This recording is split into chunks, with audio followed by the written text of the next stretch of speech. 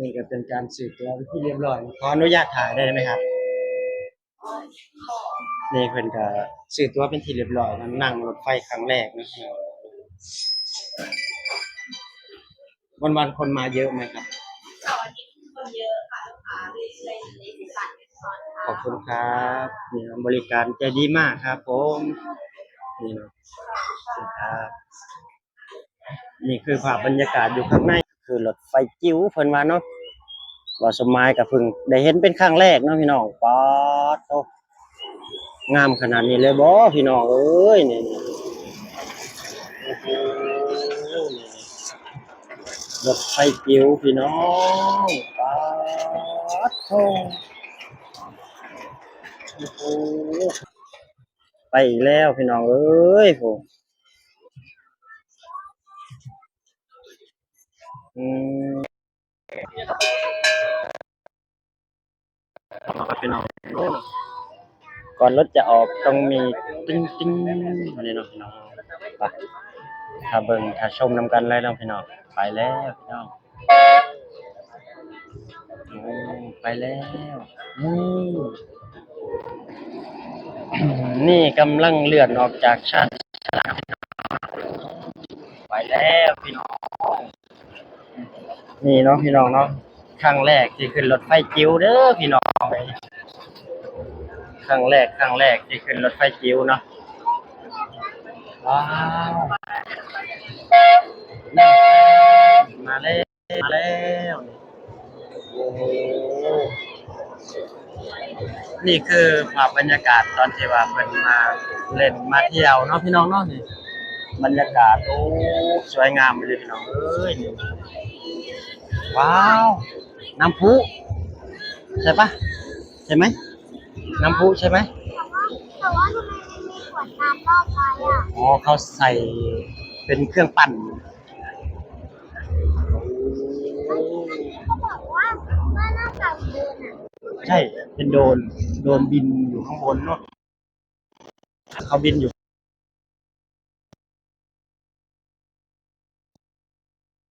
เป็นแบบรถถังไว้ล่มล่มโอ้นี่พี่น้องโอ้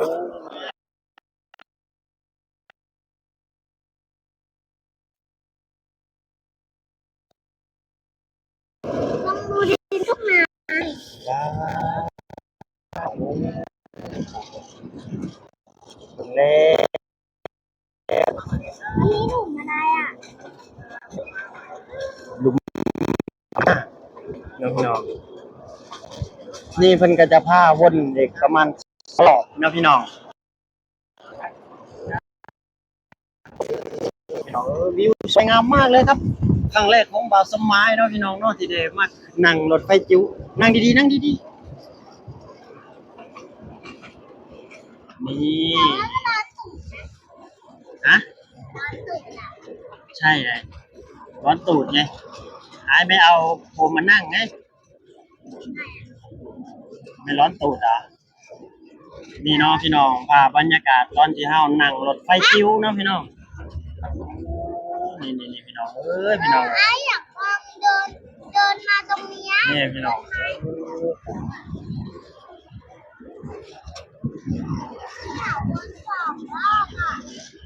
นี่คือภาพบรรยากาศแท้จริงครั้งแรกในชีวิตที่ได้ขึ้นนั่งดีนั่งดีนั่งดีอ้ายนั่งดีอ่าพี่น้นั่งองหนึ่งครั้งครับนั่งครั้งไปก็อยากกลับแล้วว้าวพี่น้องครั้งแรกของบ่าวสมัยเด้อที่ได้ขึ้นมานั่งรถไฟจิ๋วแบบนี้เนาะพี่น้องเนาะโอ้โหนี่คือสนุกมากแล้วก็เป็นครั้งแรกนะพี่น้องอยู่ที่ทุ่งนาบ๊ายบายอ่า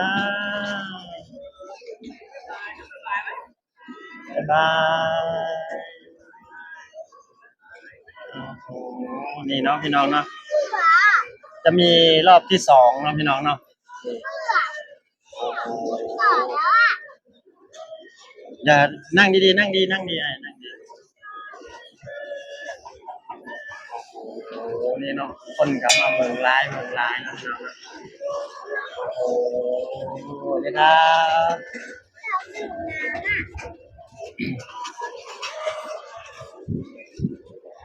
โอ้โหคลิปนี้บาสมายสิบตัดออกเลยเนาะพี่น้องเนาะบาสมายจะเอาแบบเต็มๆไปเลยเนาะพี่น้องโอ้บ๊ายบายสวัสดีครับสวัสดีครับนี่เนาะ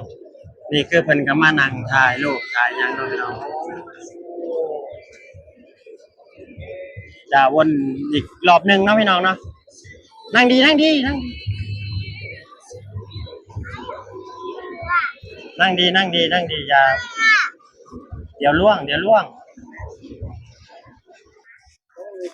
นี่กับบาสมาจะขึ้นมาอีกจุดหนึ่งเนาะพี่น้องที่ว่าชมวิวเนาะพี่น้องเนาะ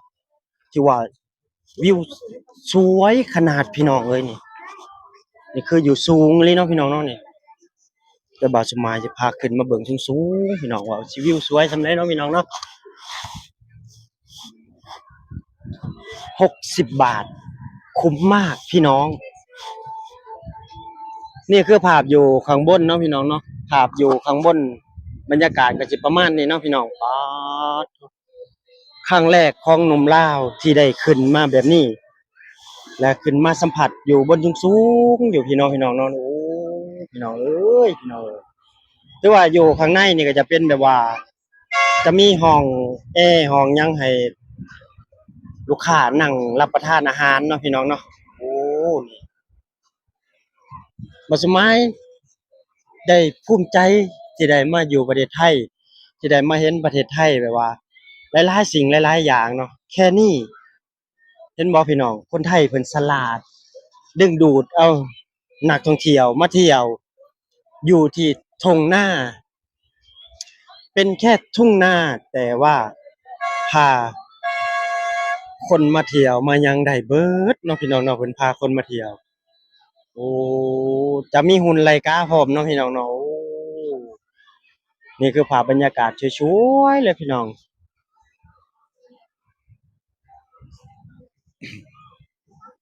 โอ้โหติดกับถนนเลยเนาะพี่น้องเนาะติดกับถนนใหญ่เลยเนาะพี่น้องที่ว่าถนนออกอยู่ที่ปทุมธานีเนาะพี่น้องเนาะนี่ก็จะเป็นถนนหลักเลยแล่นเข้าไปในเมืองพุ่นแหละพี่น้องเส้นนี้เนาะ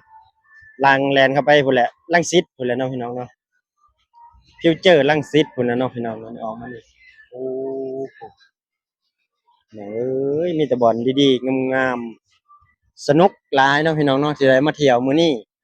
เป็นครั้งแรกของหนุ่มลาวที่ได้มาเที่ยวภูมิใจอีหลีพี่น้องเอ้ยนี่ได้มาเห็นรถไฟจิ๋วนี่บอกเพิ่นว่ารถไฟจิ๋วของประเทศไทย ทุกคนนั่งได้บ่ว่าแต่ผู้ใหญ่หรือเด็กน้อยเนาะสามารถนั่งได้